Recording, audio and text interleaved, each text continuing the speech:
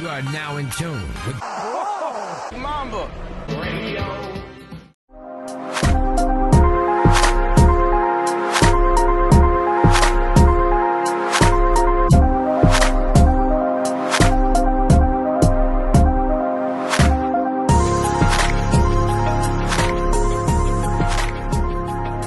Alright, what up, everybody? Thank you for tuning in to Brown Mamba Radio. For those who don't know, my name is Jackson, and happy Tuesday to everybody out there. Hopefully, you guys all enjoyed your weekend, and you guys all enjoyed All-Star Weekend. Even though it was alright. It wasn't the best. Definitely wasn't the worst, but it definitely was not the best. And we have got a lot to get into today. So let's get into it, man. Starting with All-Star Weekend, quickly. As you can tell, I wasn't too high on the All-Star Weekend festivities. And I'm about to keep it a buck with you guys. I did not watch anything except for the actual All-Star game. It was just that combination of was busy with stuff and just didn't care enough about any of the other things to really, want to be invested in it. Really didn't care about anything on the All-Star Friday night, like the celeb game and whatever else they do. Apparently, Famous Los won the Celebrity Game MVP. I legitimately do not know who that is. I thought it was the rapper King Los at first, and I'm like, he's still relevant enough to be in the Celebrity All-Star Game. And then someone said, no, he's not. He's like some like Instagram, Twitter, big massive air quotes here, like Virgil Off-White air quotes here, comedian. So sure, I guess. And then I don't know who won the skills competition. I really don't. And the worst possible nightmare situation happened in the 3-point contest, where you know that they tried to do everything they could in order to have Steph Curry win the 3-point contest in Charlotte to send all the hometown fans happy and have a great feel-good moment that they could share it on social media and on YouTube and all that stuff. But that was not the case because Steph lost to Joe effing Harris. And no, that is not a generic 2K created name. That is an actual NBA player who plays for the Brooklyn Nets, apparently. Still, I didn't even realize he was still around. But that happened. And the dunk contest, although it did have some cool moments, admittedly so, specifically the final dunk that Hamidou Diallo did, where he did the honey dip over Shaq and then pulled his jersey. I don't know how I don't know. That's probably the most impressive thing to me. I don't know how he was able to rip his jersey like that with only one arm while hanging over it. That was crazy, man. I don't know how he did that. But yeah, exactly. Hamidou Diallo won. Sure, I guess. If you know who Hamidou Diallo was before, then you are definitely an NBA fan, because I'm pretty sure not a lot of people did. But I mean, hey, congrats to him. Congrats to everybody who won all the stuff, I guess. It's great. I'm pretty sure no one's going to remember it. But now to the actual All-Star game itself. It started off pretty great. It got off on a hot start, and it just kind of slowly petered itself out into a Team LeBron win over Team Giannis, 178 to 164. Didn't quite get as close to the 200 mark that initially people thought it might get to, based on how it started. But yeah, man, it looked like a lot of the guys out there were very, very hungover from staying out and drinking or partying a little too late. But listen, I do not blame them. First of all, it's All-Star game. Like, honestly, who gives a shit? Second of all, it was in Charlotte, North Carolina, and honestly, if you are a young, rich, black African-American athlete, what else are you going to do with 3 days off in Charlotte, I don't blame them. But then again, as a result, we got the game that we got for the most part. And Kevin Durant won MVP, but it's just I technically he won it by default because there had to be one, and apparently it has to go to the player on the winning team. But we all know that it should have gone to Giannis. He just was just on fire, came out of the gate like gangbusters, dunking everything in sight, knocked down a couple threes, and it was all crescendoed by that fucking ridiculous alley-oop from Steph where, Steph did the bounce lob, but he bounced it and you're thinking, oh shit, that's a little too high. But Giannis, like the Greek freak he is, grabbed that motherfucking thing from the heavens and fucking hammered that shit down. And like I said, that's crazy. And if you haven't seen it, first of all, what the hell is wrong with you? Do you not have Twitter or Instagram or anything like that?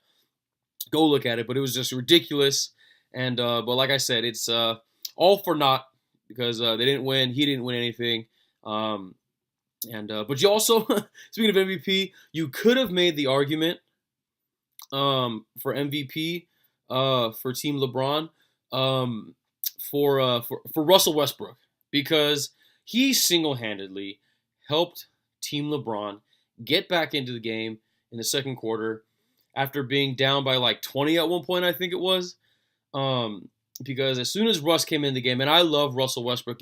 Everyone knows if you're a fan of the pod, follow along, or just know me in general, you know I got love for Russ. I love Russell Westbrook, but god damn, that was fucking atrocious what he did out there, and and as disgusting as it was honestly just a perfect microcosm of how his season's gone so far, all because of his shooting or lack thereof, and just lack of awareness, about everything going on. We're just like, I'm gonna take this ugly three with it's just it was bad. It was bad, and like I said, I love Russ, I really do, but that was bad. And like I said, thinking back on it, I'm like, when it was like in the fourth quarter, you're like, oh shit, like it's they're catching up. And I know Dame had a little run in the third, but just the fact that they were getting close was single-handedly, you can put that on the shoulders of Russell Westbrook. So congrats, Russ, you're the runner-up MVP for this game for Team LeBron. And last little thing before I get to some other highlights that I liked or that I took from the game. Why did it take me until the third quarter to realize that the game was also on TBS and had Charles Barkley, KG, and Greg Anthony on commentary? Why was that not made known or something or better known? Why? Because I was watching the game with my roommates and we all collectively wanted to drink bleach having to hear Reggie and C-Web calling the freaking All-Star game.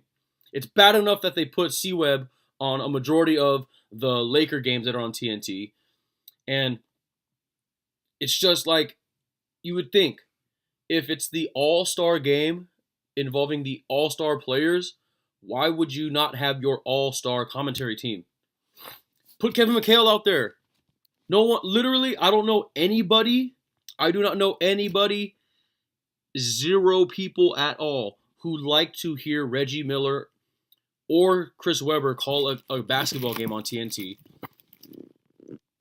let alone both of them calling the same game. And I love Marv Albert too, but he was definitely not on his A game either. And yeah, it's just, why? Why didn't they not? You know what I mean? So I don't know, just, all right, I'm done with the negative stuff. Here are some of the highlights from the game that I took away from it. Like I said, I mentioned all of Giannis's dunks already. Obviously, the one thing everybody was looking forward to was Dwayne Wade's final alley-oop to LeBron, which was very, very nice, as well as a role play reversal from LeBron to Wade. That was cool too. We saw another cool thing, Dirk draining all those deep ass threes, shooting them motherfucking things from Berlin and Munich, just knocking those things down. One last hurrah for Dirk. I also mentioned Dame Lillard's little run in the third quarter there, where he was letting everybody know it was Dame time. And what else was there? Blake Griffin throwing down some Lob City Blake Griffin dunks. You know what I mean? Just flying through the air, bringing back bringing back nice memories. As a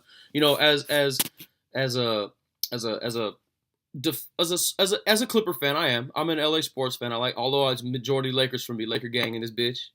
I'm also got Clipper gang. You know what I mean? So, it was nice to see that, specifically, just considering he's transitioned from that kind of style of play. It was nice to see that. And then some of Steph's shots and layups were pretty nuts, especially the one, where he got the and one in Klay Thompson's face. That was cool. But yeah, that was just, other than that, it was about it. Like I said, most of those guys were probably hungover, but I don't blame them. And just overall, very, very average. That's being nice. All-Star Weekend. Hopefully we have a better one next year in Chicago. And that's granted that there isn't another polar freaking vortex. So yeah, I mean, that's it. We can finally put that in the past. I guess, like, I'm sure a lot of people are not going to want to remember that, but they did the best that they could, and you can't really fault them for that. So that was All-Star Weekend, and now, all right, guys, it is time to get into the real reason why I called you all here today to have this special little pod. As we all know, the All-Star break is the unofficial halfway point of the season, even though we are about 2/3 of the way done or so. So, especially considering that there are no hoops on for the next couple days or the last few days, I thought I would take a look at how each team has done so far compared to how I thought they would do before the season in my NBA preview pods, which, if you have not listened to, and in order to get a little bit more context on this, you may go back and listen to on SoundCloud, iTunes, Spotify, TuneIn, etc. So, go back and listen to them if you haven't. But if you have, first off, thank you. I really appreciate it. Big love. But let's get right into it. And, so the way I'm going to do it is I'm going to see how, like I said, just quickly going through it. And the big things that I'm going to be focusing on are, for each team, I had a biggest question for each team. And I'm going to see how each of them held up. And I also, a part of it was I had a best case scenario for each team and a worst case scenario for each team. And I'm going to see if the team is closer to what I thought the best or worst case scenario would be. So, I'm going to... The other one was broken up into 2 pods because it's a lot going on. But that's not the case. I'm not going to break it up into 2 pods. This is going to be rapid fire, speed round through all 30 teams, all in one. So, bear with me. It's going to be all gas, no brakes. And let's get right into it, starting with the West, starting with the Dallas Mavericks. And get right into it. The question that I had, the biggest question I had for the team was, will Luka Doncic live up to the hype? Because I figured their entire season was going to be based around that Luka Doncic trade. And short answer is yes, he effing has. Luka is just a revelation for not just the Mavs, but for the whole league. It has been all about Luka Doncic. Guaranteed unanimous Rookie of the Year, and if you vote for anyone else, you are a fucking idiot. It's been all Luka. He's been, like I said, he's just been just a phenomenon this year. Arguably could have and should have been an All-Star. Strong case for that. There's a strong case for him to make the 3rd team All-NBA. And like I said, he's just been playing his ass off. And like I said, the Mavericks are very, very happy that they lucked out into such a nice trade fall into their lap. But it's just I'm going to talk about it a little bit when I get to the Knicks, but just the trade for Porzingis is so crazy to me that it actually happened. And it's just, like I said, I talked about it enough already. You can hear about the way I talked about it in previous episodes. So I'm just going to say it really helped out what I thought their best case scenario would be, because they do have an outside chance for a playoff spot. Or here, I thought their best case scenario was that Luka would be great and he would energize this team to contend for a bottom playoff spot, and at the same time, plant the seed for an exciting future of this team. And that already happened, like I said, this season without having to trade for Porzingis. But they got Kristaps Porzingis. They have Luka Doncic on the same damn team now. And they still have an outside chance for a playoff spot and are clearly set up, at least on paper so far, for the near future and the far future, because Porzingis and Luka Doncic are so young still. So, like I said, they are very well set up, and I know a lot of people are very, very, very happy in Dallas. So that's how the Mavs did. Nuggets, big question I had for the Nuggets that was essentially, like I said, how it would overall with their team was, are we sure they're not good? Because last year they showed flashes, and it's kind of like, okay, do they have something here, or is it just a fluke? And again, short answer is yes, they are. They are pretty damn good. They were number one in the West for a good stretch at the beginning of the season. And I know that was because the Warriors came out the gates looking the way they did. But they played well, and that was with a lot of their top guys being injured. And right now they're getting healthy at the right time. A lot of guys coming back. Will Barton's coming back. Isaiah Thomas finally came back. And so, like I said, they're getting healthy at the right time. They're still playing very well.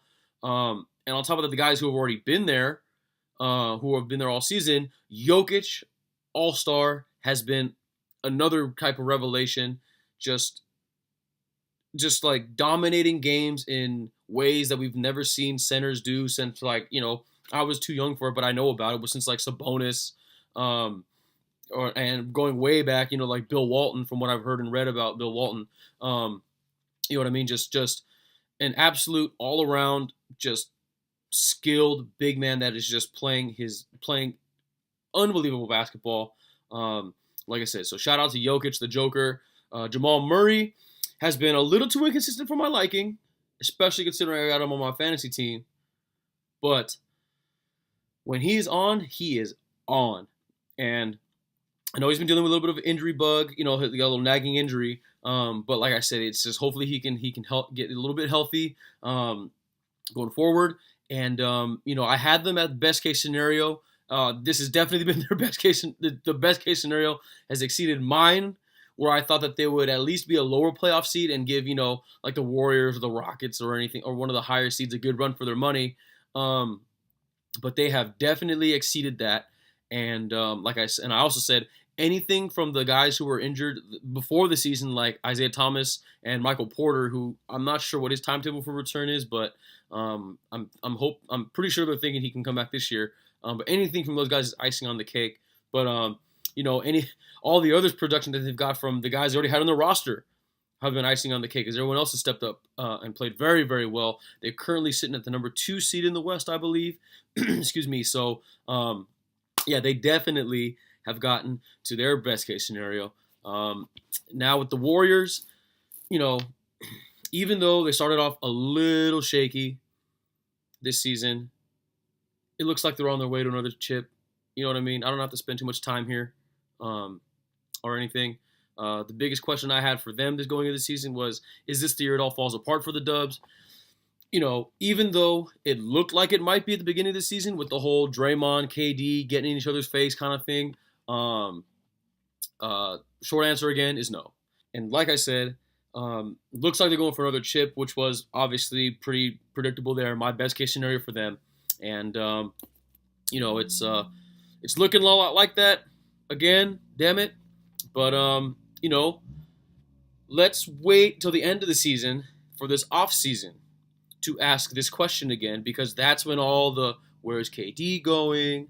What's he gonna do? What's this gonna happen? What about that? That's when all those questions will pop up again. Is Boogie gonna stay? What about Clay? Is Clay gonna stay? All these questions are gonna come up again. So look for we can ask that question again at the end of the season. But it looks like I said, not like the Warriors are gonna do it, and fuck. But a team that will contend with them this year and try to give them a run for their money, the Houston Rockets. It's been all James Harden. All James Harden. And he has been on a historic scoring run. I still think he's on the 30-point streak right now. And he legitimately might repeat as MVP this year. As good of a season as he had last year, like I said, his numbers are even crazier. Leading scorer in the league at 36 points, but he's just as well-rounded. 6 rebounds, 6 assists, 2 steals a game, and 44% field goal percentage, but 37%. I know you're thinking other guys are shooting better than him, but he is leading the league in three-point attempts by a mile and still shooting 37%. And he is the best free throw shooter, just leading the league in free throw shooting, both attempts and makes and percent and all this stuff, just completely killing it.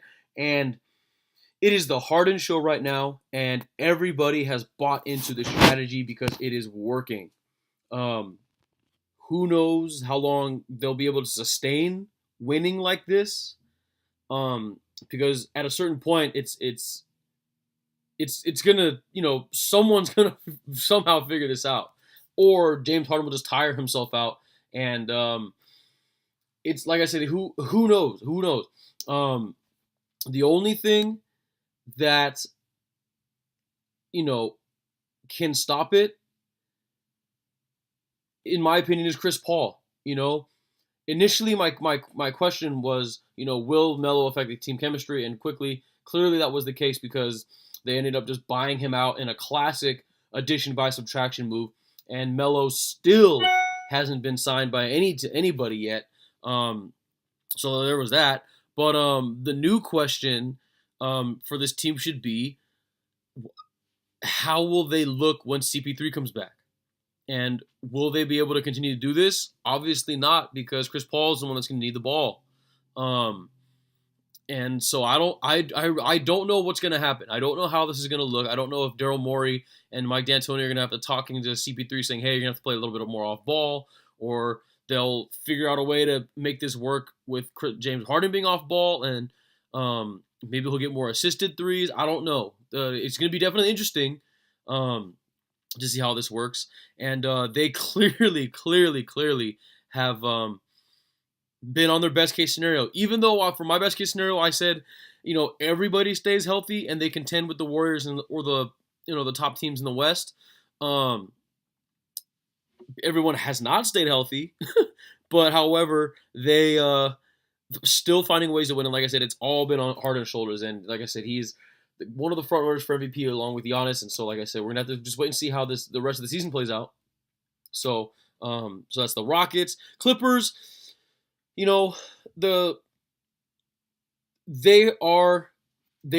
were surprisingly a competitive team. I've talked about them a lot on this if you listen, and they had a legit chance to make the playoffs until the trade deadline. They're clearly punting on the season. I've talked about it before, and they far exceeded everyone's expectations, and they completely reached my best case scenario for them. I said this team would just be scrappy and lovable, and that is exactly what they were. Like I said, up until now, and so my big question for them was how long until they give up and start thinking about Seattle? Because I was a lot more pessimistic about this team before the season, and I don't know about the Seattle part yet. But like I said, clearly they're punting on this season, and they're gonna want to build towards a direction that Jerry West wants to take the team in, and they're still gonna be. I'm pretty sure they're still gonna be a lovable team, even though they lost Boban. They got Zubac, who's been playing very, very well for the Lakers before he got traded. Still don't know why they traded him. And they're definitely be a team to keep an eye on going forward. Like I said, they've got a lot of cool pieces.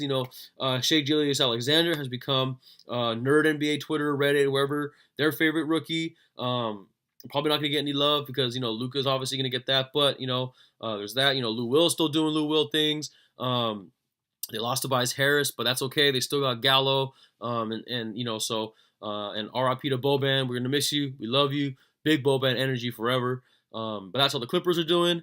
Then across the hall with the Lakers, I've talked enough about the Lakers on this, so I will not take too long on it. Just still big major what the fuck stuff going on off the court. Just the Anthony Davis stuff and how they botched that. Off the court paired with the rumblings of is Luke going to stay or not. There's that, and like I said, all the off the court stuff paired with the fact that LeBron missing all those games definitely has affected the product on the court. But there is still a lot of season left, and you can never count LeBron out. The question that I had for them this offseason was, will the new role players fit in well? And that answer is kinda. They've been hit or miss all season. Traded away a couple, added a couple more at the trade deadline. But like I said, there's still a lot of season left. The jury is still out on the season as far as if they've gone best case scenario or worst case scenario, because it's kind of been both.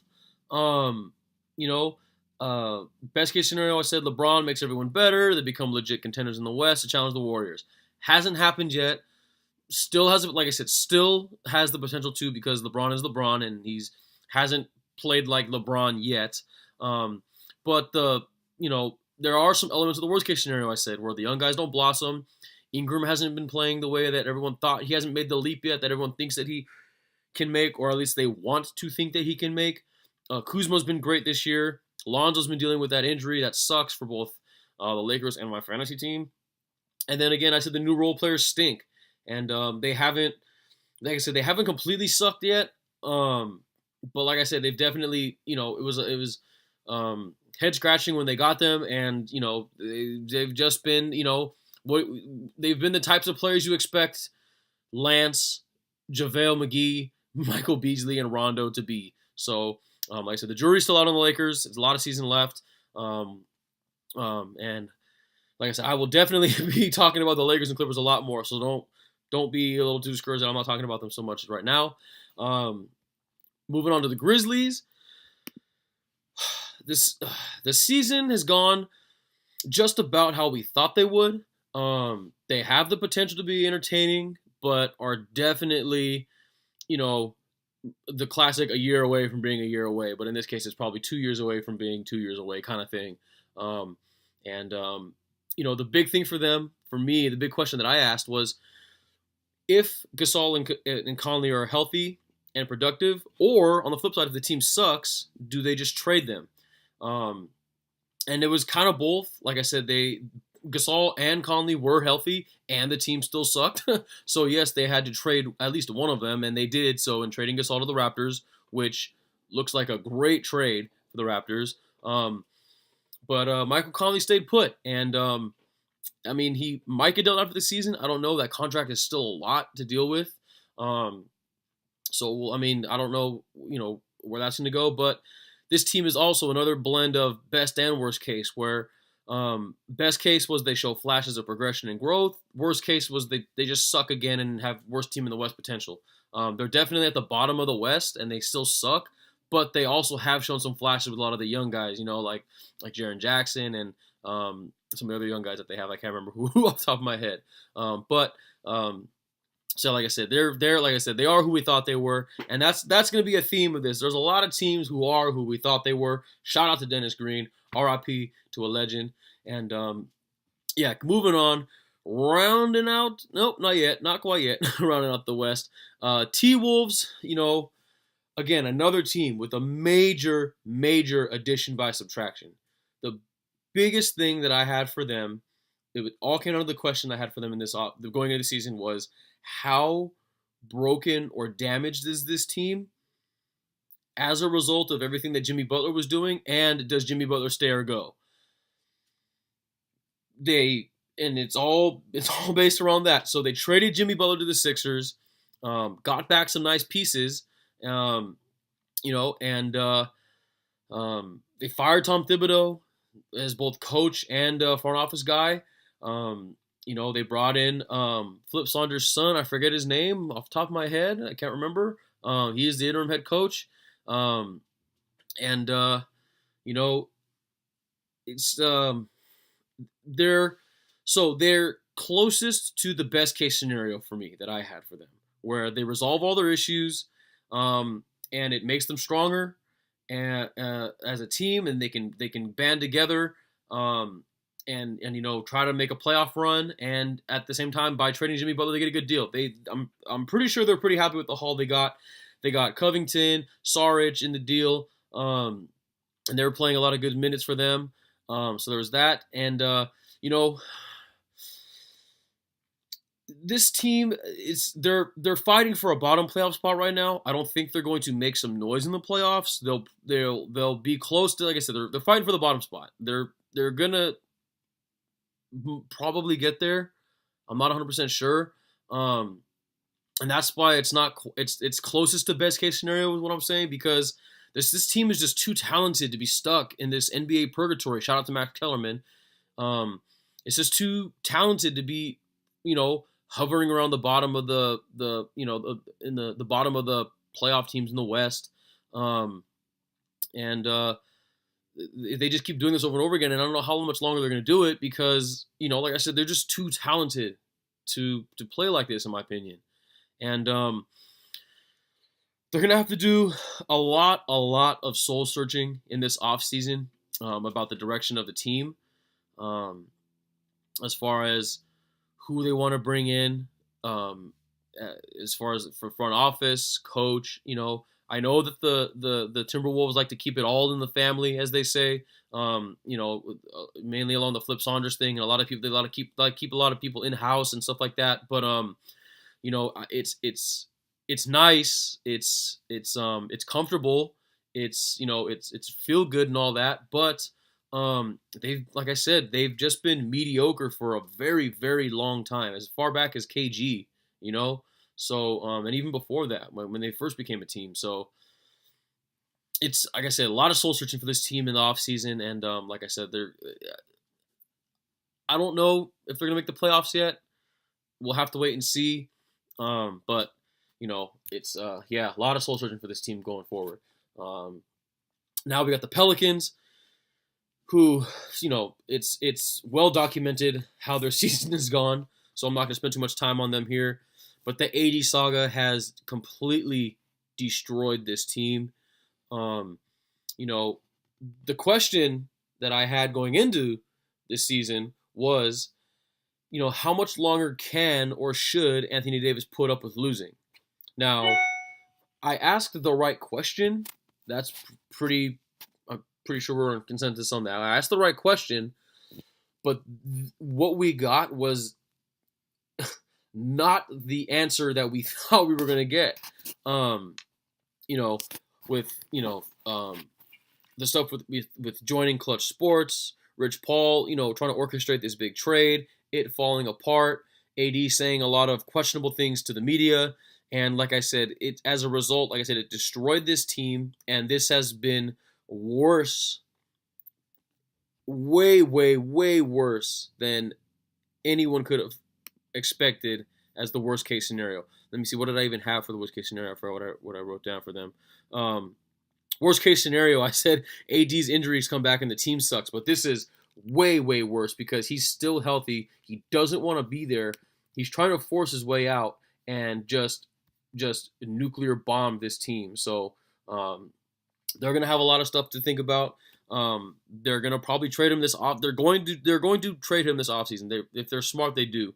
That's why they waited till the offseason in order to get more options, weigh their options more, and as well as Machiavellian style sabotage the Lakers a little bit. But yeah, like I said, this team is way, way, way worse than anyone's worst case scenario, I think, going into the season. So yeah, there was that, and like I said, home stretch of the West. Thanks for hanging in there, everybody. The Thunder, Oklahoma City Thunder, have vastly, vastly outperformed how well I think anyone thought this team would do. even myself, because they are clearly the best case scenario for this team. I thought that their best case scenario would be Russ and Paul George combo is awesome without Melo. They have been better than that. They have been way better than that. Paul George is a top 3 MVP candidate right now, and honestly, might have won any other year without the Giannis year that we're seeing and the Harden year we're seeing. He would probably win MVP because there's that side-by-side stat thing I saw where the numbers that he's putting up this year with 28 points, 8 rebounds, 4 assists, 2 steals, 45% field goal percentage, and 40% from 3. These numbers were very similar to KD's numbers the year that he won MVP for the Thunder. So yeah, like I said, he's been playing his ass off. Westbrook has been shooting atrociously, as I mentioned earlier in the episode talking about the All-Star game. But he has been getting everyone else way more involved, and it's paying off. His usage rate is still through the roof. His shooting percentages are, like I said, just an abomination. But he is on this like historic triple-double run, which is he has both overrated and underrated the triple-double right now because of the way he's playing. And it's paying off. It's paying off.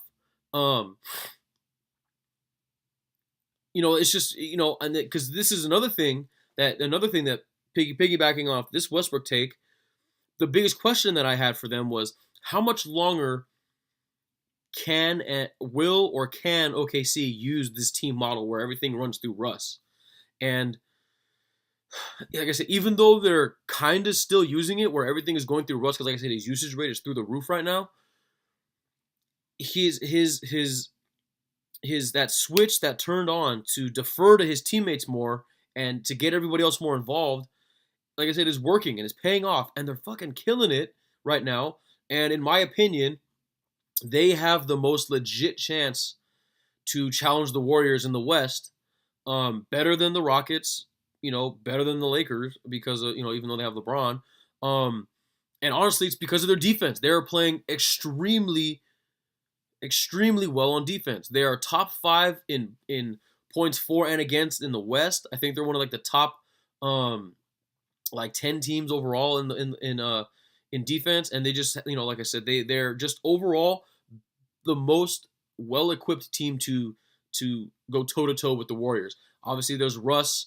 There's the scoring. I think they're top 3 in scoring in the league or something like that as well.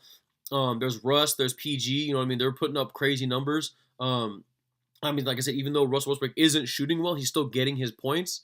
And so, like I said, there's Russ. They can have Russ out there. He can, do his thing can go toe-to-toe with Steph. They have PG, who they can throw in front of KD. You know what I mean? He can go toe-to-toe with KD. There's Steven Adams, my bruv, Steven Adams, me mate, Steven Adams, who they can throw down in the paint. He can bang with Boogie. He can bang with Draymond. You know what I mean? He can bang with the best of them down there. Pause. And then all the other guys too. Like I said, they got Dennis Schroeder's been pretty good for them. They can throw him on Clay or whoever else they need to throw him on. They've got Jerian Grant who they can throw out there. As a swingman or even down low. Like I said, they're just overall I feel like they have the most legit chance to challenge the Warriors in the West. And so, like I said, they are playing very, very well. Clearly better than the best case scenario. Excuse me. So yeah, the Thunder very, very well, playing very, very well. Shouts to them. On the flip side, the Suns, they are who we thought they were team. The exact opposite. Worst in the West right now. It's just the question I had for them was, are they doomed to be one of the worst teams in the league? Not just the West, but in the league for a while. Answer: yes. They're just trying to figure things out here. They made some front office moves right before the season started, which is not a good way to start your season. So they're, like I said, they're trying to figure that out.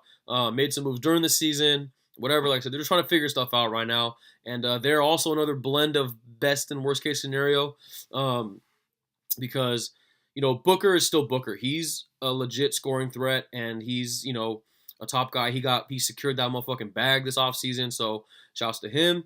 But the worst case scenario also is, that this team sucks, and this team like really, really sucks. Like they fucking suck. And that DeAndre Ayton would struggle. And I mean, he isn't like full on struggling, like looking like a flat out bust.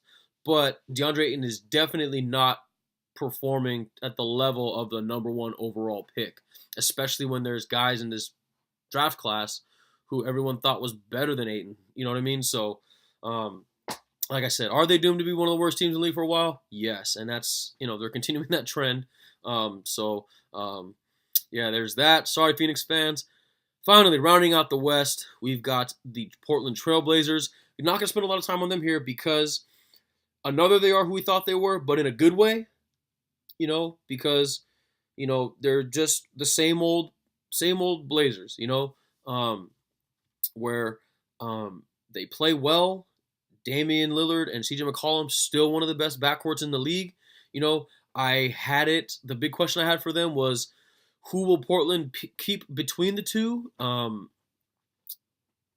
Because I thought that in the beginning of the year that maybe this was the year that they just try to make some changes.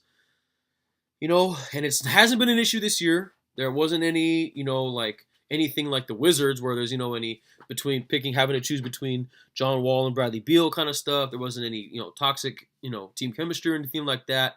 But we'll have to see, because maybe they'll keep them as long as they can. Who knows? I don't know. But like I said, the Blazers are just playing a typical Blazers season this year, playing well, just outside of the legit West contender bubble.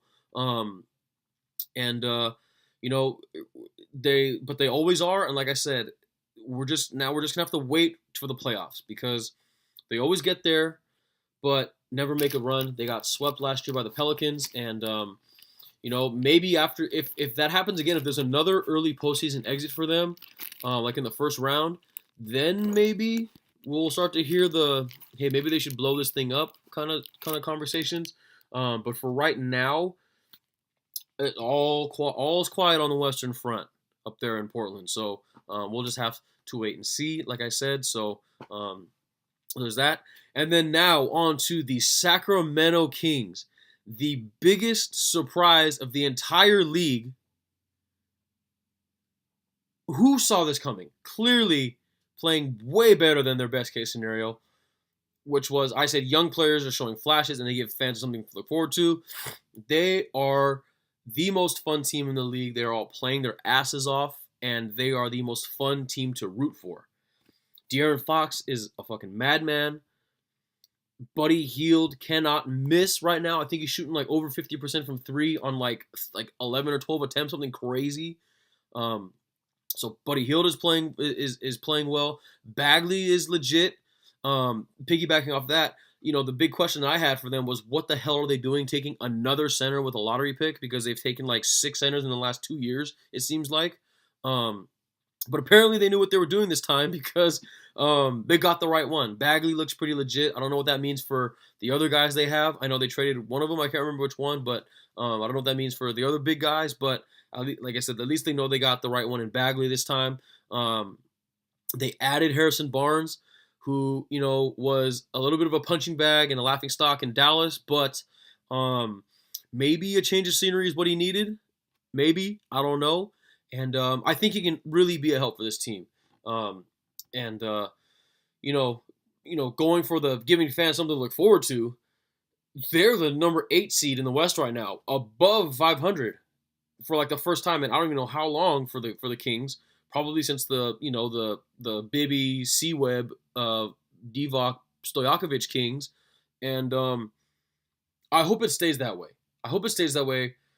Because a Warriors-Kings first-round matchup, even though we know how it would turn out in probably 4 or 5 games, probably 4, but if they could squeak one out, that would be such a fun-ass playoff matchup that it would, and especially in the first round to get everything going. Like I said, everybody would want to see that. So, like I said, shouts to the Kings. Hopefully they can,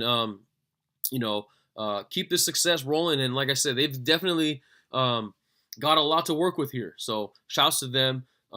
And they are clearly the most fun team in the league. And like I said, big ups to them. A team that is not so much the fun team, the San Antonio Spurs, doing all they can to hang in there this season. You know, the big question I had for them this going into the season was, is this Pop's last hurrah? And at the beginning of the season, it seemed like no. They seemed to be all right and and looking like all right. Maybe they got it. Maybe they still got a little bit left. But more recently, that's been the vibe, is that damn, this actually might be it. They have, just not. They have not played well at all lately. Going into the All-Star break, they are hanging on to playoff hopes at the moment. But in my opinion, they have a legit chance to fall out of playoff contention based on how they've played lately.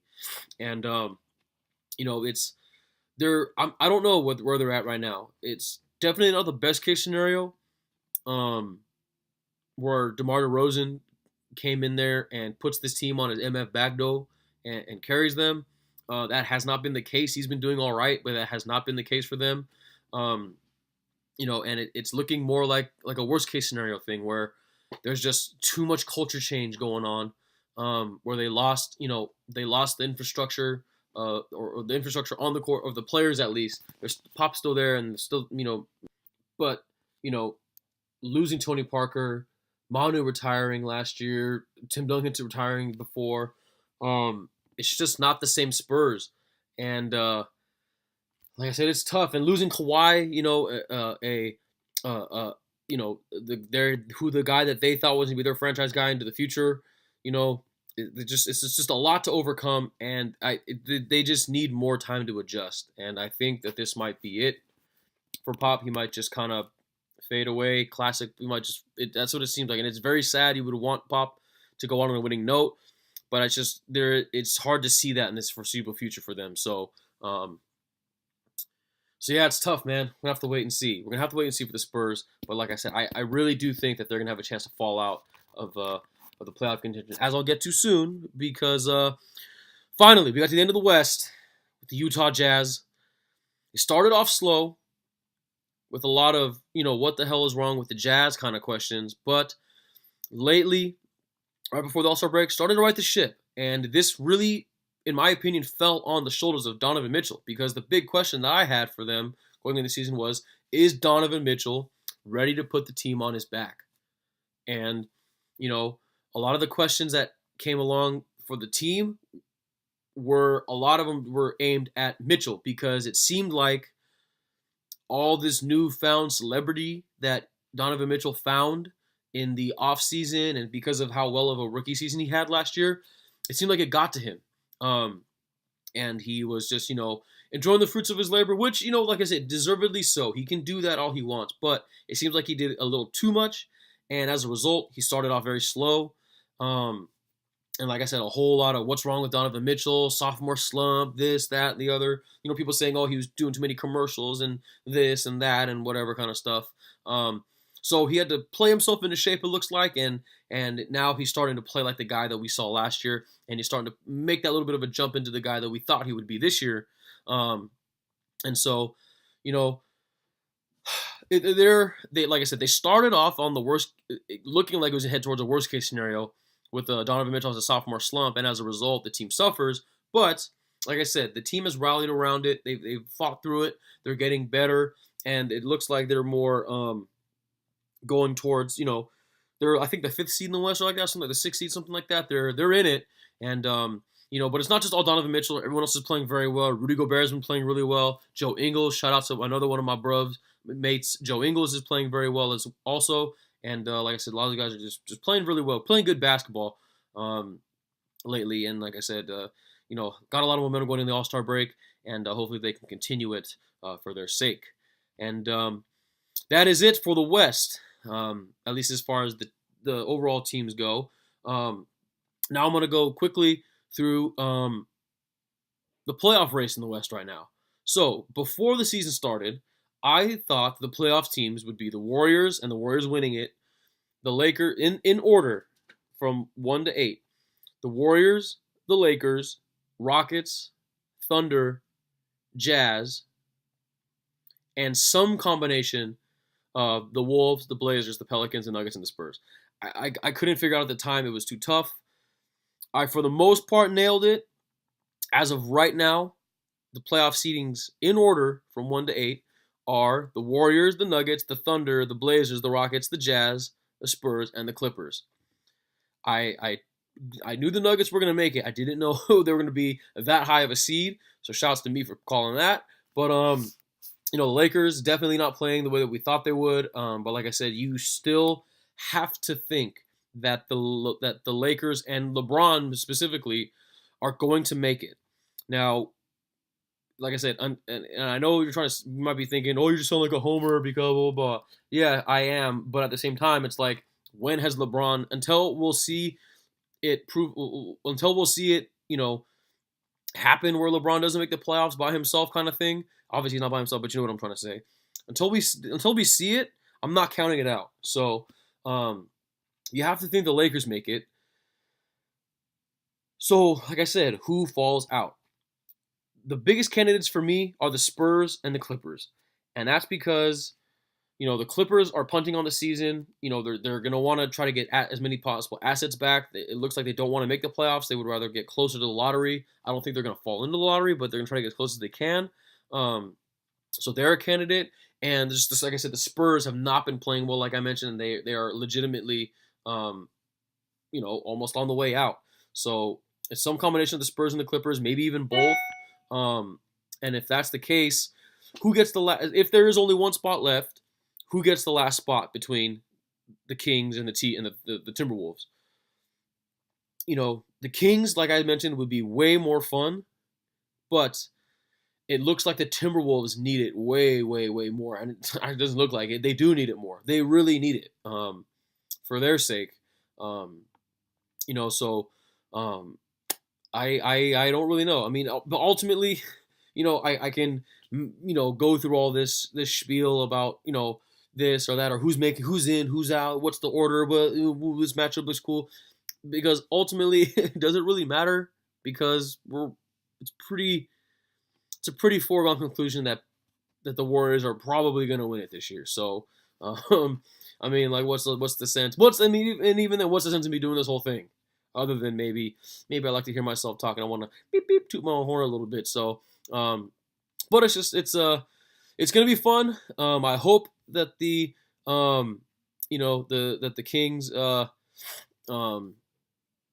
can hold on to that 8 spot and we get a nice little Kings Warriors matchup. Like I said, it'll be fun. Like I said, and hopefully the Lakers get in there. Jesus Christ, So for the Lakers' sake and all that. So. Yeah, the West looking all right this year. But that is it for the West. And now it is time for the Eastern Conference. I told you, we're going through all 30 teams right now. Hang in there, rapid fire, starting in the East with the Atlanta Hawks, who, as bad as they've been this season, they're still doing better than anybody thought. They are not a real threat in the East, but at least they have a lot of pieces to work with, going forward. Biggest question I had for them was, will they regret that Trae Young, Luka Doncic trade? And the answer to that question is not yet. I still think it is a dumb trade, but at least Trae Young hasn't played like a complete bust. So there's that. He looks okay so far. And their best case scenario, and like I said, it falls under that, where I had for them was that Trae Young doesn't suck. And their worst case scenario was Trae Young sucks. And so, like I said, he hasn't sucked completely. So there's that. But like I said, they still have some other pieces to work with going forward. John Collins, their young center, is playing like a beast right now. VC is still kicking it. He is still going, knocking down threes and with the occasional basic dunks off 1 foot, or basic one-handers off one dunks every now and then, but which is still impressive considering he's 41 years old.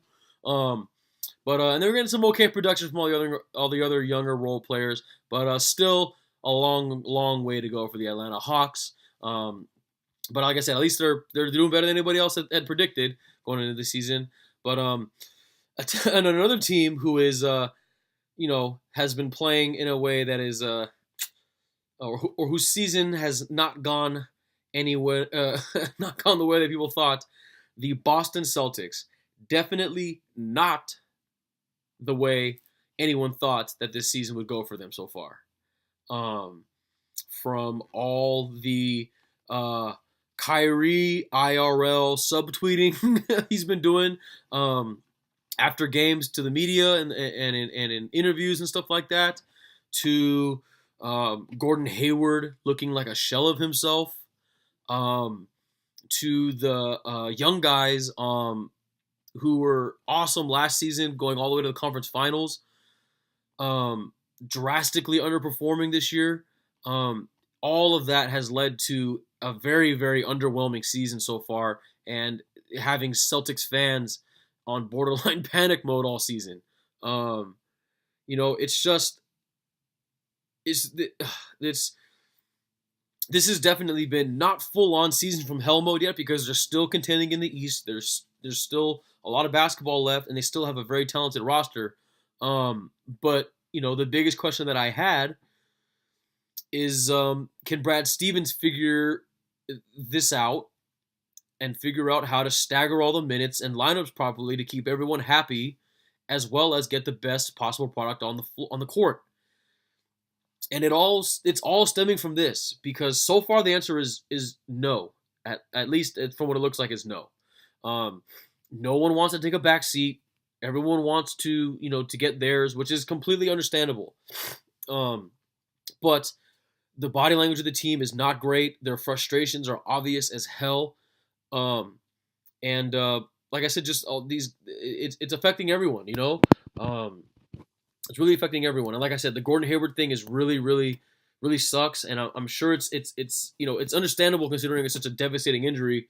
And maybe he needs a season to get back under his, to get his mojo back. But like I said, it's tough. It's really tough, and it was a tough job or tough task to ask of Brad Stevens, beginning of the season. Getting two of the two top guys back to insert into this roster that went all the way to the Eastern Conference Finals.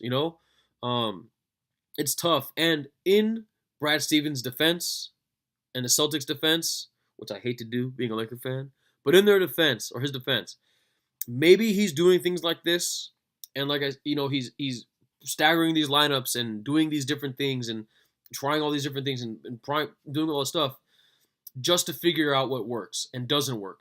And he's collecting all this data for the playoffs, because maybe he's thinking, like, listen, we're probably going to make, let's be honest, they're going to make the playoffs anyway. The East isn't that great this year. And, he has all this data, like I said, of what works and doesn't work, and he'll implement that for the playoffs. And like I said, I don't know if that's the case. It's just a theory I have. And also, who knows, maybe they'll just put all this shit to the side once they get to the playoffs, and they'll suck it up for the however many weeks the playoffs are, the 3 weeks or 4 weeks or so that the playoffs are. And they'll all come together for the common goal of trying to win the championship. And I don't know. I hope that's not the case, considering they're the Celtics. But they are definitely going to have to figure it out soon, or else this is going to be a very rough postseason and a very, very long offseason. The jury's still out on whether it's best case scenario, worst case scenario so far for them. Best case scenario I have for was everyone stays healthy and they make it to the finals. That's how talented of a roster they are. That seems like a pipe dream right now, especially if you're a Celtics fan.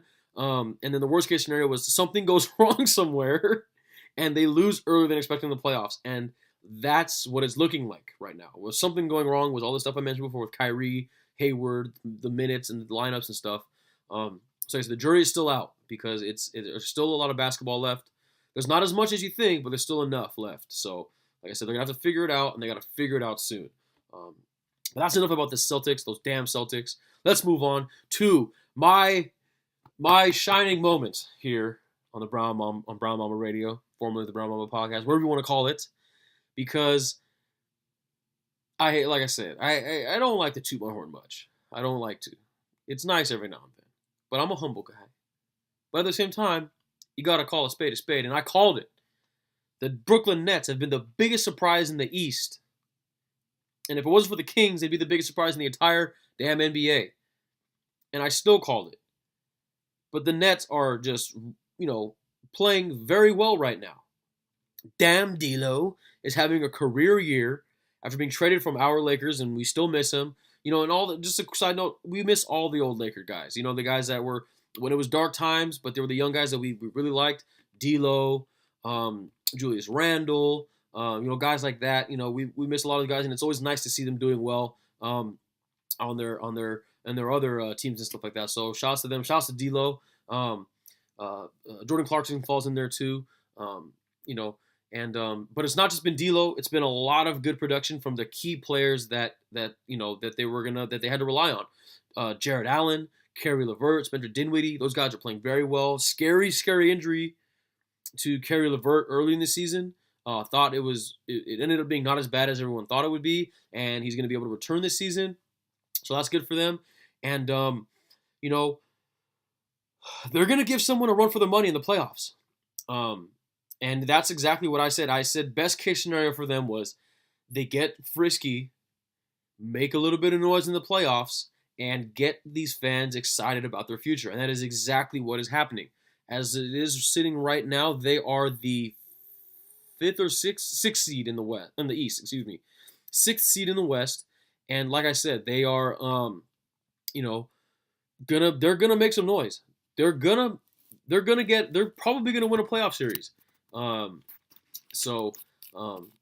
Shouts to them. The question I had for them was, do they or should they trade for Jimmy Butler? That was the thing I was big on in the offseason. And the answer for that one is no. They didn't have to, or they didn't, and they did not have to this season. But that doesn't rule him out signing with them in the offseason since he is a free agent. So we'll have to wait and see. But like I said, shouts to me, tipping my hat, patting myself on the damn back for this one. Shout out to the Brooklyn Nets. And now, working our way through a little stretch of pretty bad teams, I'm not going to lie. So I'm going to run through these bad boys right now. Starting with the Charlotte Hornets. Kemba Walker took the league by storm in the first 2 months or so of the season. And got himself an all-star bid. It was a nice feel-good moment. Charlotte's a host city this year, even though the all-star game was meant, like I mentioned. But it was good to see their guy in it. And so there was that. And since then, they've cooled off. And the Hornets, like I said, classic, look like they became a team who we thought they were. They are who we thought they were. And honestly, Kemba playing the way he did might have been the worst thing to happen for the Hornets, because the biggest question I had for them was, is this the year that they trade Kemba Walker and blow it up? Because they're the classic stuck in NBA purgatory team where they're hovering on the 8th seed or of the playoffs or not making it. And like I said, if I've mentioned it before on this podcast, if you're unfamiliar with NBA purgatory, shout out to Max Kellerman. It's that little zone where, like I said, you're the 8th seed or lower, or either or not in the playoffs at all. So you're not even winning a lot of games. You're boring. You're not interesting enough to make the playoffs or whatever.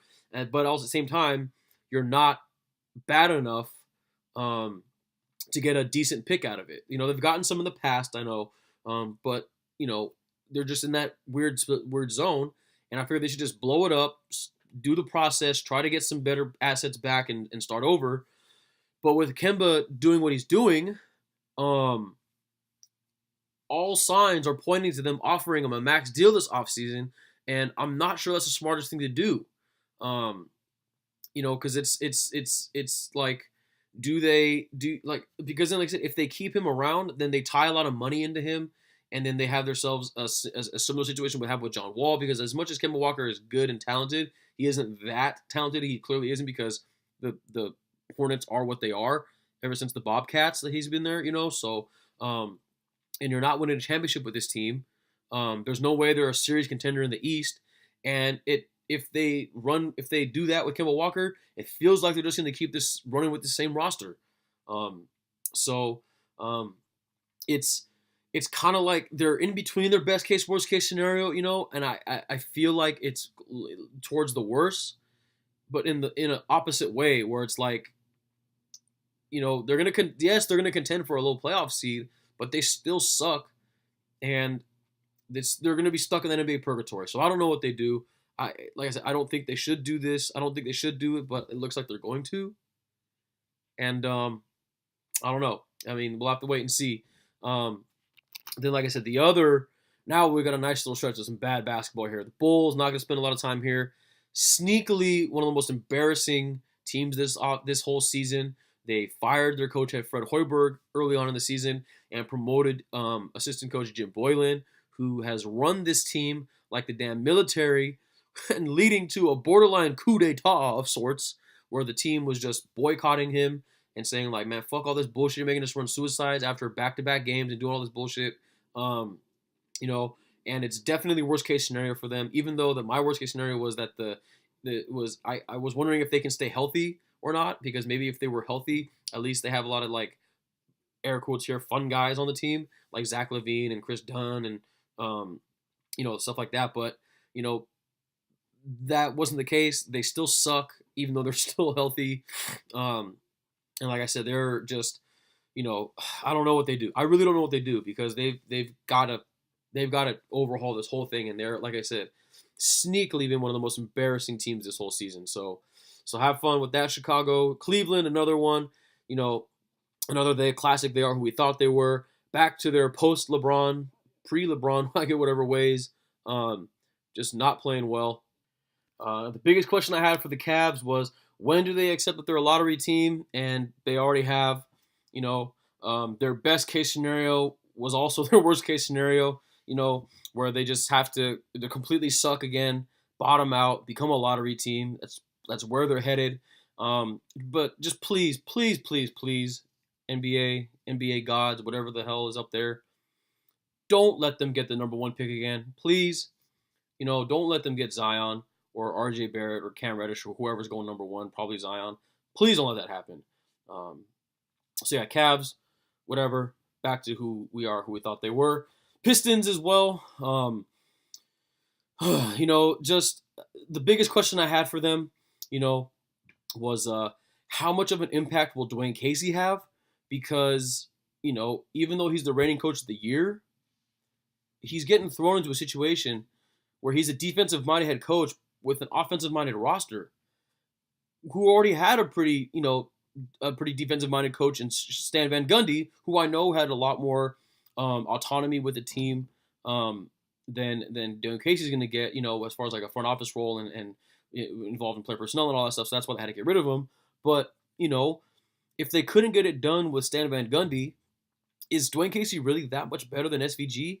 And the answer is clearly no, because, they're just not. They're not doing anything right now. I think they're on the outside looking in right now in the playoffs, if I'm not mistaken, or they're the 8th seed. They're the 8th seed tied with the Heat, and just hovering right there. And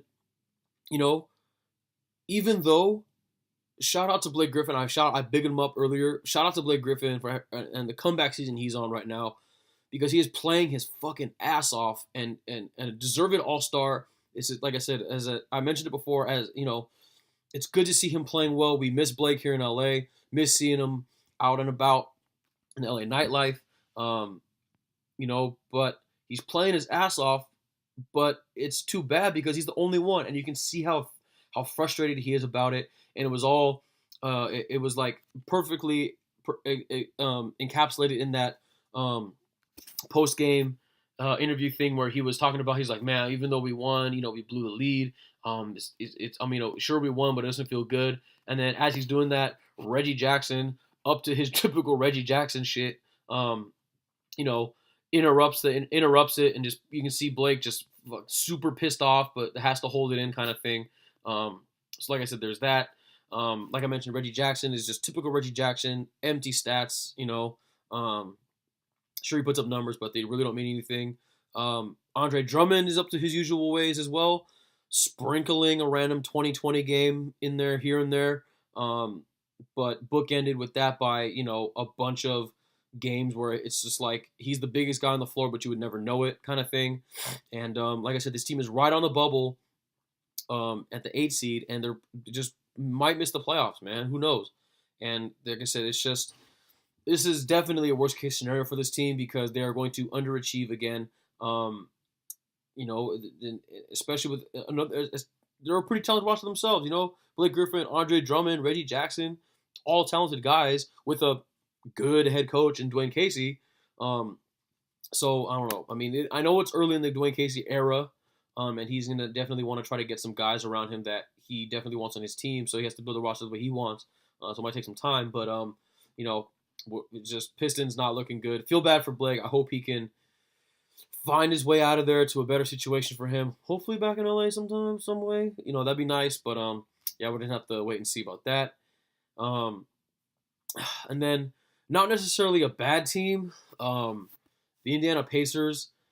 The big question that I had for them was last season a fluke where they made a little run in the postseason, or are they legit contenders in the East? And the answer was yes, and they were a legit contender.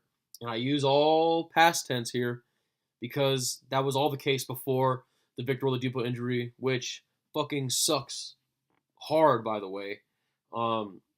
Sucks for Oladipo, who was playing so well, and it was just everything was, it all fell into what I thought was gonna be the best case scenario. Everything was going according to plan. Where I said Victor Oladipo proves to everyone that last year wasn't a fluke, and he helps this team make some serious noise along with help from the new additions that they got. And they were well on their way. They were poised to make a legit run.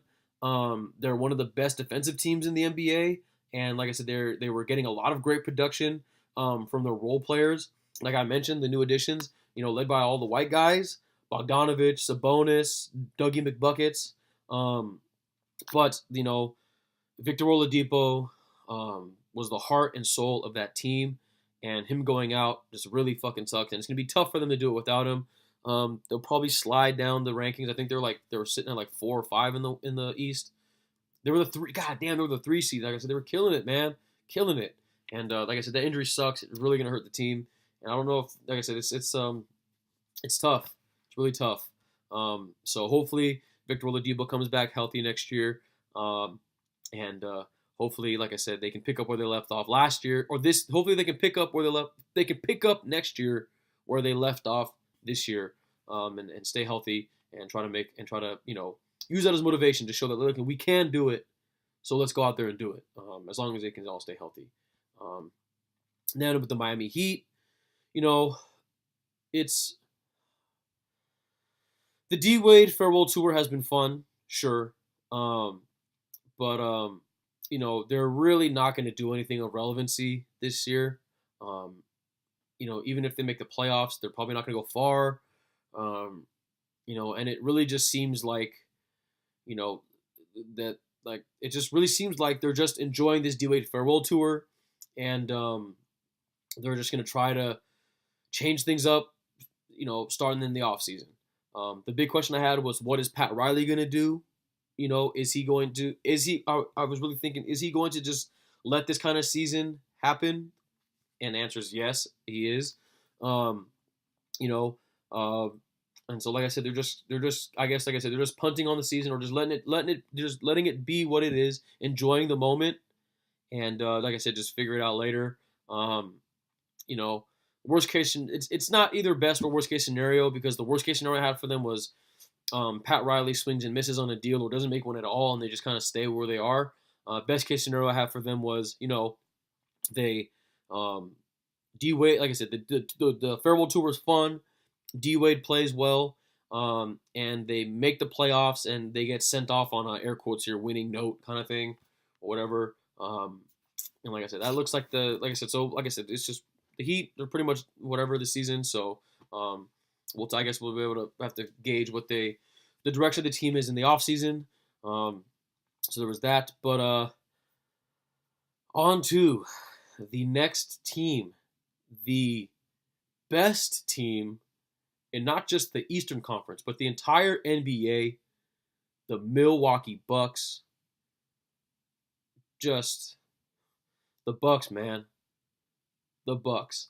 The biggest question I had for the Bucks was, can Giannis make the leap to the next level of superstar, live up to the hype, and carry this team? And that answer, in all caps, bold face, italicized, underline, all that shit, is hell fucking yes. Giannis Antetokounmpo, front runner for MVP, 27 points, 12 rebounds, 6 assists, almost 2 blocks and 2 steals a game, dominating the game, the most dominant player in the NBA right now, and having the type of season that no one has had or seen, and he's doing things that no one's done since Shaq, and Shaq is a center, Giannis is a forward. He is having the kind of dominating season, like I said, that we have not seen in a long, long time, and they're clearly on the best of cases of scenario with this one, where they are some serious contenders in the East. That was the best case scenario I had for them, and they are not just they're not just a serious contender, but they are the serious contender in the East, the top dogs. And it's not all Giannis though. As great as he's been, it's not all Giannis. They're getting great production from all their top guys. Eric Bledsoe has been playing well. I know kind of people were shitting on him in the last season and stuff, but he's been playing well. Contract year, not a surprise here. He's been playing well. Brook Lopez has been great for them. Which, he would also be great for the Lakers if they kept him. I don't know if you look at his stats, they don't look that great, but what he does doesn't always show up in the stat book. Big guy, down low. He can do all the big man stuff that used to help save Giannis. He can protect the rim as well as stretch the floor for them and just knocking down threes. Chris Middleton was an all-star. He's been great. He's been able to stretch the floor for Giannis. Malcolm Brogdon's been doing okay for him as well. I loved the trade they made for Mirotic. I loved that trade. It was my favorite trade of this offseason. He is the perfect guy that they need for this team. I mentioned it in the trade deadline episode I did last week or so. So you can listen to how I feel about that there. And then also the final thing, to wrap it all up, is Coach Bud has done wonders for this team. And I called it, but we all knew it, was that we all knew that this team was talented enough, especially with Giannis, and that they just needed a real head coach there to get the most out of this team and get the most out of the potential that they had. And they're far exceeding all that. So the Bucks, the best team in the NBA, and like I said, it's not sure if they're going to make the finals because it is, as I'll get to in a little bit. I'm wrapping up here in the East. It's a 4-team race, so we'll have to see. But they are definitely the best team in the league, and it's not a fluke. That is for sure. It is not a fluke. But moving on now, like I said, home stretch of the Eastern Conference, everybody. Thank you for hanging in there if you're still listening. On to the New York Knickerbockers. And they are finally doing what the Knicks fans have been begging them to do for years and embracing the process and tanking. I'll keep it short with them because I've talked about the Knicks enough in other episodes. But the biggest question I had for them was, does Porzingis come back? And if he does, can he bounce back and pick up where he left off? And that is a resounding no, because how is he going to when he's been traded? I already talked about it earlier in this episode, and like I said, I talked about it in a past episode. So I'm not going to talk about the Porzingis trade in depth now, but it's just still so crazy and dumb how it happened, just the fact that it happened. But like I said, it is just shown that they are fully embracing the tank to either try to try and get a top pick.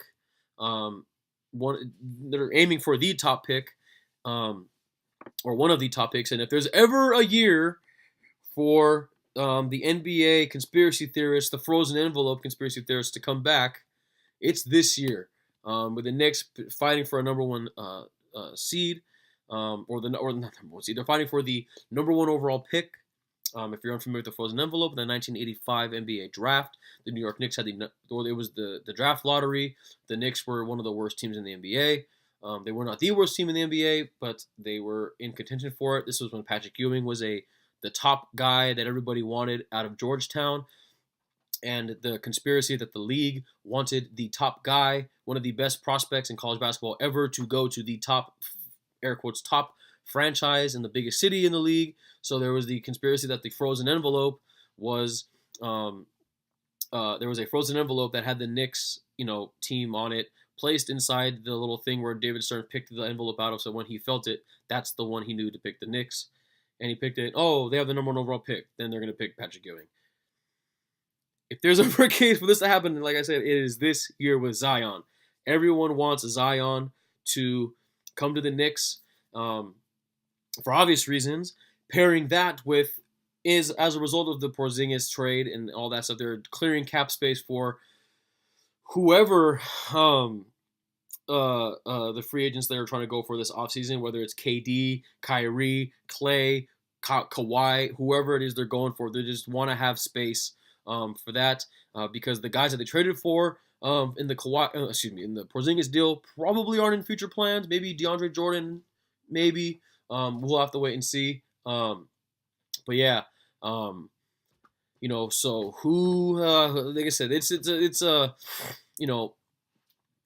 their best case scenario and worst case scenario have merged here. Where and he had audible on it. Where yes, they're gonna suck, but you know what? This is exactly what Knicks fans wanted, and they're like I said, they are setting themselves up for success right now for the future. So we'll have to wait and see how they do. And on top of all that, now it looks like Knicks owner James Dolan is listening to offers for the team, according to the Podfather Bill Simmons on his podcast with Ron Russillo. Looks like that's the case. Who knows how that will affect the team going forward? I don't know. We'll have to just wait and see. That definitely is a nice little wrinkle to put on this in this ongoing thing with the Knicks. But that's enough about the Knicks. Let's go on to another really bad team that everyone wants to talk about, the Orlando Magic. And I feel really bad right now, but at the same time I don't, because they deserve it. But when I did all this, I didn't realize that I did not do a question for the Magic. I didn't realize that I did not do a best case, worst case scenario for the Magic. But that just shows you, how fucking whatever they've been. Another classic, we are who they thought they were team. No one expected anything from them. We haven't gotten anything from them. Stuck at the bottom of the East.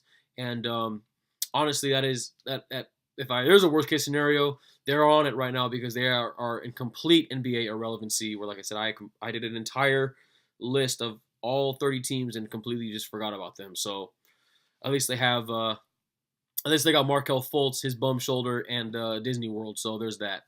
Sorry, Magic fans. Wrapping things up in the East here. Philadelphia 76ers clearly going for it all this season. It's been well chronicled with all the moves they've done, so I'm not going to go into too much detail. But the biggest question I had for them was, will they regress as a team? Answer: no, they definitely have not, and have made strides to be much, much better. Embiid has been a beast this season.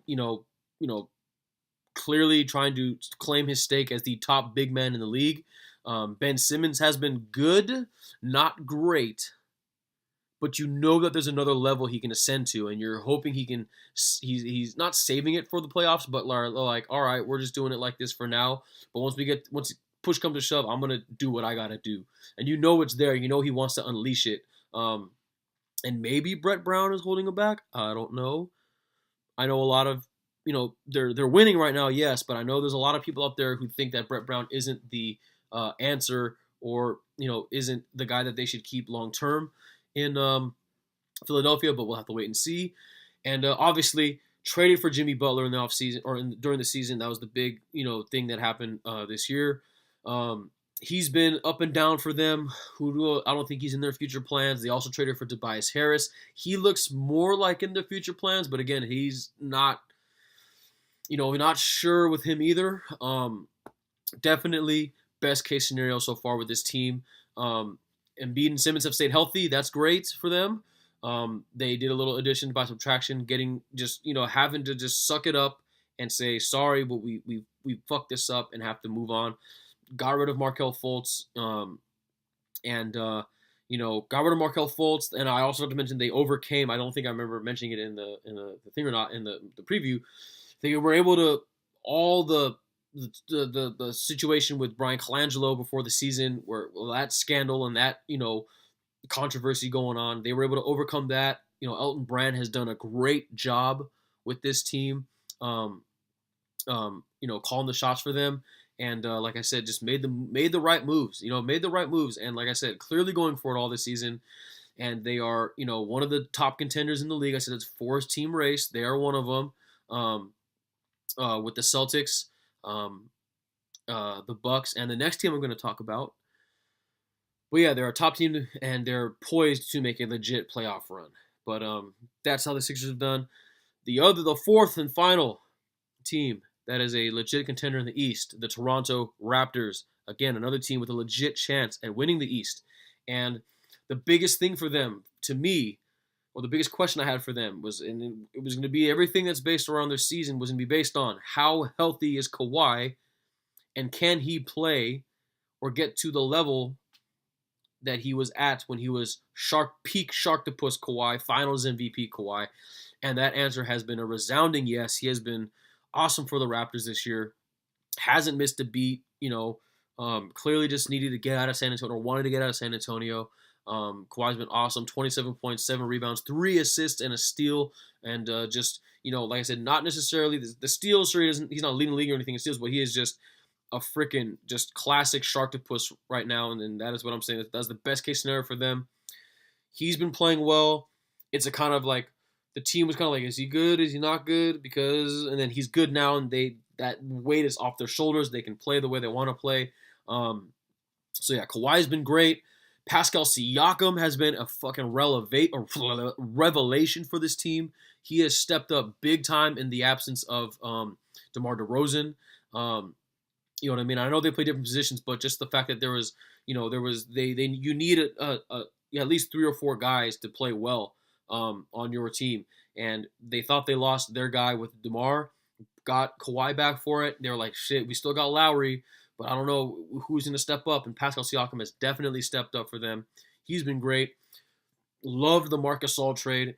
If it wasn't for the Mirotic trade, this would have been my favorite trade of the trade deadline. Huge move for them. Like I mentioned, I talked about it enough in the trade deadline episode, so you can listen to all the deets there. But he's just going to do great in trying to lock down or shut down some of the other big guys in the East, as well as adding a little bit of offense. And like I said, maybe he needed a fresh start, and he's looked great so far in the few games he's played. Yeah, great move for them picking up Marc Gasol. And Nick Nurse has done an incredible job coaching the Raptors in his first year ever as a head coach at any level. So shout out to Nick Nurse. Maybe, my opinion, coach of the year in the East. So we'll have to see. But it's going to be between him and Budenholzer. Probably going to be Bud since they're the top seed. But Nick Nurse definitely deserves at least some notoriety or some kind of recognition at all. So yeah, the Raptors rounding out the big 4 in the East there. And finally, we made it to the end. The last team, I get how poetic for the last team, the Wizards. The definition of season from hell for the Washington Wizards this year. Where do I start? They lose John Wall to not just 1 but 2 injuries.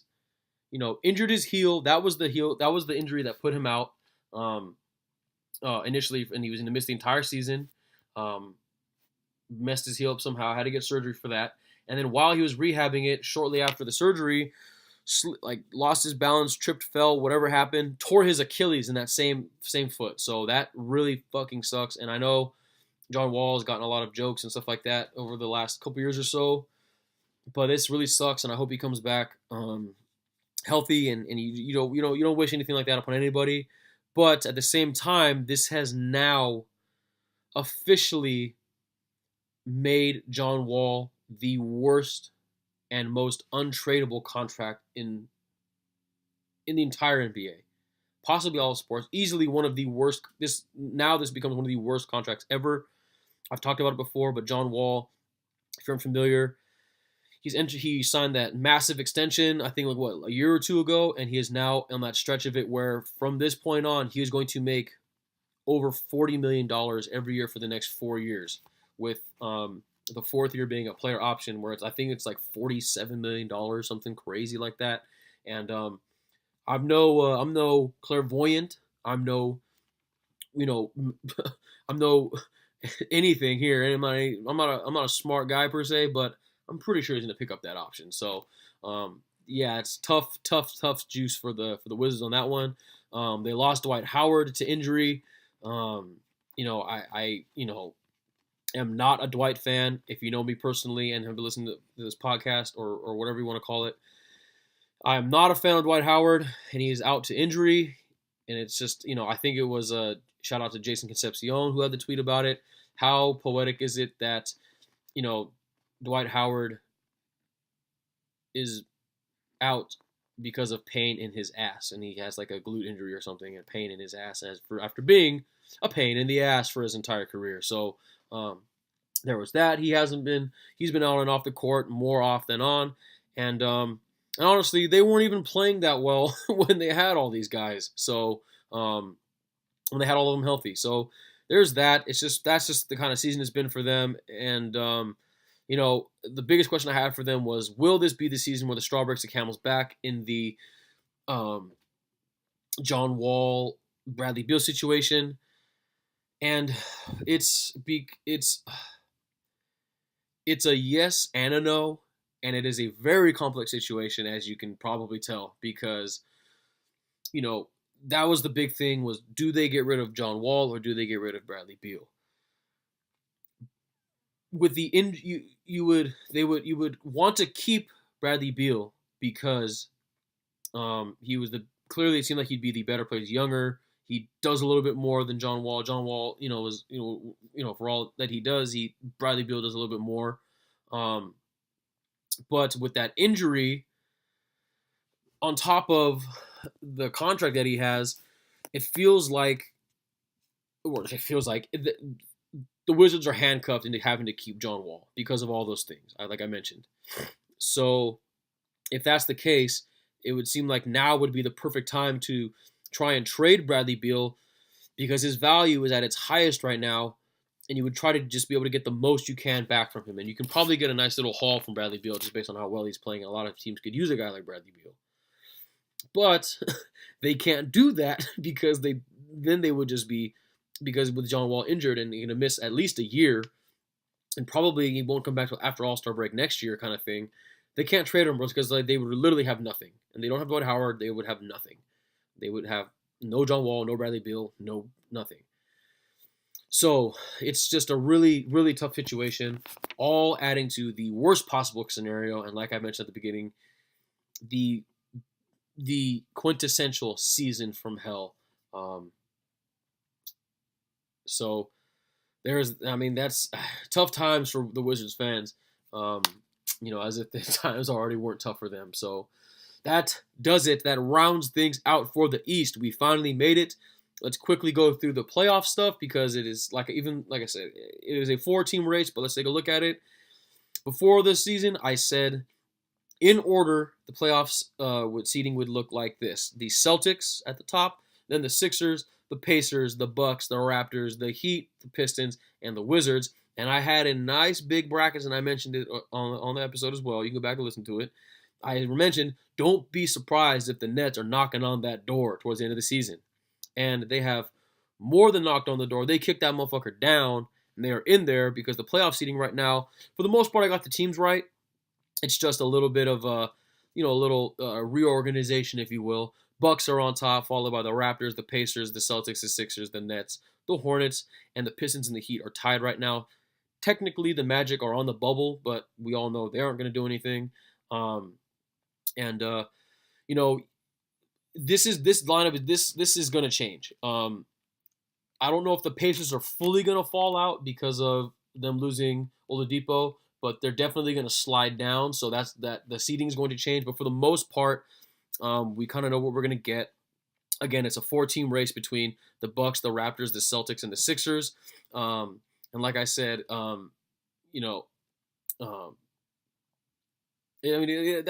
really it. I don't know who's going to come out of the East there. I initially picked the Celtics to win the East, but I don't know if that's going to be the case this year.